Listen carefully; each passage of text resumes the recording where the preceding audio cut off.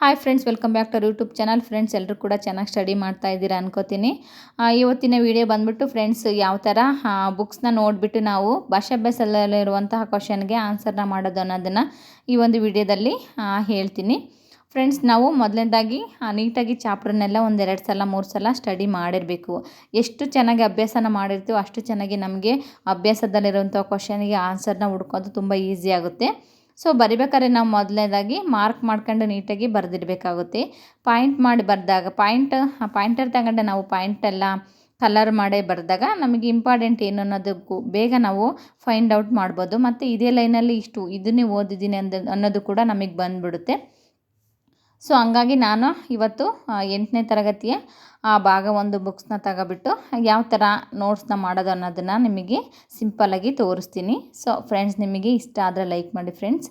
ಹಾಗೆ ನಿಮಗೆ ಈ ಒಂದು ವಿಡಿಯೋ ನಿಮಗೆ ಯೂಸ್ಫುಲ್ ಆಯಿತಾ ಏನು ಅಂತ ಕಮೆಂಟ್ ಮಾಡಿ ಹೇಳಿ ಅಂತ ಹೇಳ್ತಾ, ಫಸ್ಟು ನಾವು ಆ ಚಾಪ್ಟರ್ನೆಲ್ಲ ನೀಟಾಗಿ ಓದಿದಾದಮೇಲೆ ಭಾಷಾಭ್ಯಾಸಕ್ಕೆ ಹೋಗಬೇಕು. ಅಲ್ಲಿ ಕ್ವಶನ್ಗಳು ಕಾಣಿಸ್ತವೆ ನಮಗೆ. ಕ್ವಶನ್ನು ನೋಡಿದ ತಕ್ಷಣ ಫಾರ್ ಎಕ್ಸಾಂಪಲ್ ನೋಡಿರಿ, ಆಧಾರಗಳು ಎಂದರೇನಂತ ಮೊದಲೇ ಚಾಪ್ಟ್ರಲ್ಲಿ ಕ್ವಶನ್ ಕೇಳಿದ್ದಾರೆ. ನಾವು ಓದ್ಬೇಕಾದ್ರೆ ಗೊತ್ತಿರುತ್ತೆ. ಫಸ್ಟ್ ಪೇಜಲ್ಲೇ ಕೊಟ್ಟಿದ್ದಾರೆ 2 ಲೈನು.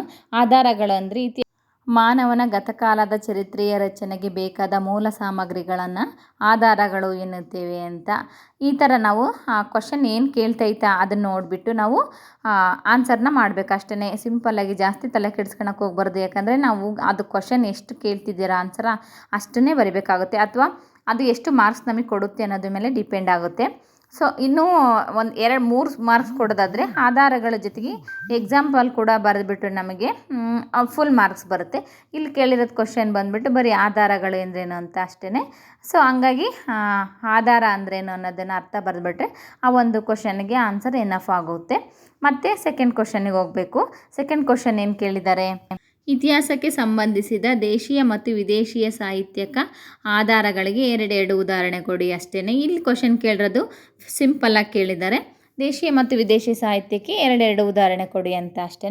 ನಮಗೆ ಗೊತ್ತಿದ್ದರೆ ದೇಶೀಯ ಸಾಹಿತ್ಯ ಅಂದ್ರೇನು, ವಿದೇಶಿ ಸಾಹಿತ್ಯ ಅಂದ್ರೇನು ಅಂತ ಗೊತ್ತಿದ್ದರೆ ಮಾತ್ರ ಒಂದೊಂದು ಲೈನಿಗೆ ಅರ್ಥವನ್ನು ಬರೀಬೇಕು. ದೇಶೀಯ ಸಾಹಿತ್ಯ ಅಂದರೆ ಏನಂದರೆ ಭಾರತೀಯರಿಂದಲೇ ರಚನೆ ಆಗಿರುವ ಸಾಹಿತ್ಯವನ್ನು ದೇಶೀಯ ಸಾಹಿತ್ಯ ಅಂತ ಕರಿತೀವಿ. ಈ ಒಂದು ದೇಶೀಯ ಸಾಹಿತ್ಯಕ್ಕೆ 2 ಉದಾಹರಣೆ ಕೊಡಿ. 2 ಕೇಳಿದರೆ ಒಂದು ಎಕ್ಸ್ಟ್ರಾ ಬರೆದ್ಬಿಟ್ವಿ ಅಂದರೆ ನಮಗೆ ಫುಲ್ ಮಾರ್ಕ್ಸ್ ಕೊಡ್ತಾರೆ, ಎಲ್ಲೂ ಕೂಡ ಕಟ್ ಮಾಡಲ್ಲ. ಅಥವಾ ಬೇರೆ ಯಾವುದೇ ಒಂದು ಕ್ವಶನ್ನು ಸ್ವಲ್ಪ ಅವರು ವೇರಿಯೇಷನ್ ಆಯಿತು ಅಂದರೆ ಆನ್ಸರ್ ಇಲ್ಲಿ ಫುಲ್ ಮಾರ್ಕ್ಸ್ ಬಂದಿರುತ್ತೆ, ಅಲ್ಲಿ ಕಟ್ಟಾದ್ರೂ ಕೂಡ ಮಾರ್ಕ್ಸ್ ನಮಗೆ ಜಾಸ್ತಿ ಆಗುತ್ತೆ. ಸೊ ಹಂಗಾಗಿ ಒಂದೊಂದು ಗೊತ್ತಿರೋದಕ್ಕೆ ಒಂದು ಲೈನ್ ಎಕ್ಸ್ಟ್ರಾ ಬರೋದ್ರಿಂದ ತಪ್ಪಾಗಲ್ಲ.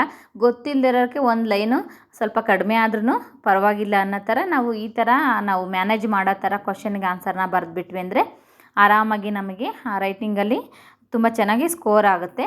ದೇಶೀಯ ಸಾಹಿತ್ಯ ಅಂದ್ರೇನು, ಫಾರ್ ಎಕ್ಸಾಂಪಲು ಅರ್ಥಶಾಸ್ತ್ರ, ಕೌಟಿಲ್ಯನ ಅರ್ಥಶಾಸ್ತ್ರ, ಹಾಲನ ಗತಾ ಸಪ್ತಶತಿ, ಬಾಣಭಟ್ಟನ ಹರ್ಷಚರಿತ್ರೆ, ಇನ್ನೂ 2-3 ಗೊತ್ತಿದ್ದರೆ ನೀವು ಆನ್ಸರ್ನ ಬರಿಬೋದು ದೇಶೀಯ ಸಾಹಿತ್ಯಕ್ಕೆ. ಅದೇ ಥರ ವಿದೇಶಿ ಸಾಹಿತ್ಯದಲ್ಲಿ ವಿದೇಶಿಯ ಬರಹಗಾರರು, ಪ್ರವಾಸಿಗರು, ವಿದ್ವಾಂಸರು ರಚಿಸಿರುವಂತಹ ಗ್ರಂಥಗಳನ್ನು ವಿದೇಶಿ ಸಾಹಿತ್ಯ ಅಂತ ಕರೀತಾರೆ.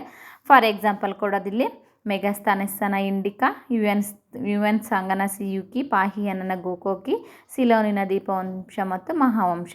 ಇನ್ನು ಇಷ್ಟು ಬರೆದ್ರೆ ಓವರ್ ಆಯಿತು. ಇನ್ನೂ ಚೆನ್ನಾಗಿ ಫಸ್ಟ್ ನೋಡಿದ ತಕ್ಷಣ ಈ ಥರ 2-3 ಕ್ವಶನ್ ನಮಗೆ ಚೆನ್ನಾಗಿ ಅಟ್ರಾಕ್ಟಿವ್ ಕಾಣ್ತು ಅಂದರೆ ವ್ಯಾಲ್ಯೂಟರ್ ಏನು ಮಾಡ್ತಾರೆ, ಒಂದೊಂದು ಕ್ವಶನ್ ಗೊತ್ತಿಲ್ಲ ಅಂದ್ರೂ ರೈಟ್ ಹಾಕೊಂಡು ಹೋಗ್ತಾರೆ. ಯಾಕಂದರೆ ಗೊತ್ತಿದೆ, ಚೆನ್ನಾಗಿ ಬರೆದಿದ್ರೆ ಅನ್ನೋದು ಅವರಿಗೆ ಓವರ್ ಕಾನ್ಫಿಡೆನ್ಸ್ ಬಂದುಬಿಡುತ್ತೆ ವ್ಯಾಲ್ಯೂಟ್ರಿಗೆ. ಅದೇ ಥರ ನಾವು ಫಸ್ಟು ಮೇಲೆ ಇರುವಂಥ ಕ್ವಶನ್ ಯಾವತ್ತೂ ಕೂಡ ತಪ್ಪು ಮಾಡೋಕ್ಕೆ ಹೋಗ್ಬಾರ್ದು. ಮೊದಲನೇದಾಗಿ 2-3 ಕ್ವಶನ್ ಗೊತ್ತಿರ್ತಾವಲ್ಲ ಕೊಟ್ಟಿರ್ತಾರಲ್ವ, ಅವಕ್ಕೆ ತಪ್ಪು ಮಾಡೋಕ್ಕೆ ಹೋಗ್ಬಾರ್ದು. ಆವಾಗಲೇ ನಮ್ಮನ್ನ ಅಲ್ಲೇ ಕಂಡುಹಿಡಿದ್ಬಿಡ್ತಾರೆ, ಇವ್ರು ಓದಿಲ್ಲ, ಇವ್ರಿಗೆ ಅರ್ಧ ಗೊತ್ತಿದ್ದ ವಿಷಯ ಪೂರ್ತಿ ತಿಳ್ಕೊಂಡಿಲ್ಲ ಅಂತ. ಸೊ ಹಂಗಾಗಿ ಫಸ್ಟು ಕ್ವಶನ್ಗಳಿಗೆ ತಪ್ಪು ಮಾಡೋಕ್ಕೆ ಹೋಗ್ಬಾರ್ದು, ಚೆನ್ನಾಗಿ ಆನ್ಸರ್ನ ಬರೀಬೇಕಾಗುತ್ತೆ. ಸೊ ಈ ಥರ ಒಂದು ನೋಟ್ಬುಕ್ ಇಟ್ಕೊಂಡು ನೀವು ಭಾಷಾಭ್ಯಾಸದಲ್ಲಿರುವಂಥ ಕ್ವಶನ್ಗಳ್ನ ನೋಡಿ ಅದಕ್ಕೆ ಆನ್ಸರ್ನ ಬರೆದ್ಬಿಟ್ಟು ರೈಟಿಂಗ್ ಪ್ರಾಕ್ಟೀಸ್ ಮಾಡ್ತಾ ಹೋಗ್ಬಿಟ್ರೆ ತುಂಬ ಚೆನ್ನಾಗಿ ನಮ್ಮದು ರೈಟಿಂಗು ಅಭ್ಯಾಸ ಆಗ್ತಾ ಹೋಗುತ್ತೆ. ಆ ಎಕ್ಸಾಮಿಗಂತೂ ತುಂಬ ಯೂಸ್ ಆಗುತ್ತೆ. ಟೈಮ್ ಕೂಡ ದಿನೇ ಕಡಿಮೆ ಆಗ್ತಾಯಿದೆ ಫ್ರೆಂಡ್ಸ್.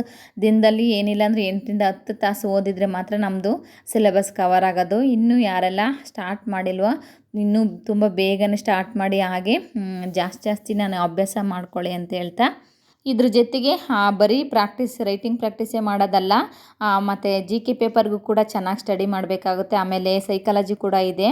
ಸೊ ಅದು ಕೂಡ ಎಷ್ಟು ಓದಿದ್ರು ಕೂಡ ಇನ್ನೂ ಓದಬೇಕಂತಲೇ ಇರುತ್ತೆ. ಸೊ ಅದಕ್ಕೂ ಕೂಡ ಚೆನ್ನಾಗಿ ನಾವು ಅಭ್ಯಾಸನ ಮಾಡಬೇಕಾಗುತ್ತೆ.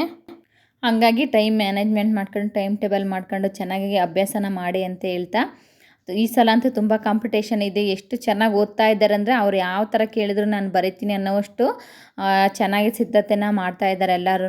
ಅವರಿಗೆಲ್ಲ ನಾವು ಕಾಂಪೀಟ್ ಮಾಡಬೇಕಂದ್ರೆ ಎಷ್ಟು ಓದಿದ್ರು ಕೂಡ ಸಾಲದು. ಅದಕ್ಕೋಸ್ಕರ ಚೆನ್ನಾಗಿ ಅಭ್ಯಾಸನ ಮಾಡಿ ಅಂತ ಹೇಳ್ತಾ, ಸೊ ಫ್ರೆಂಡ್ಸ್, ಇದಾಗಿತ್ತು ಇವತ್ತಿನ ವಿಡಿಯೋ. ನೆಕ್ಸ್ಟ್ ವಿಡಿಯೋದಲ್ಲಿ ಸಿಗ್ತೀನಿ. ಬಾಯ್, ಟೇಕ್ ಕೇರ್.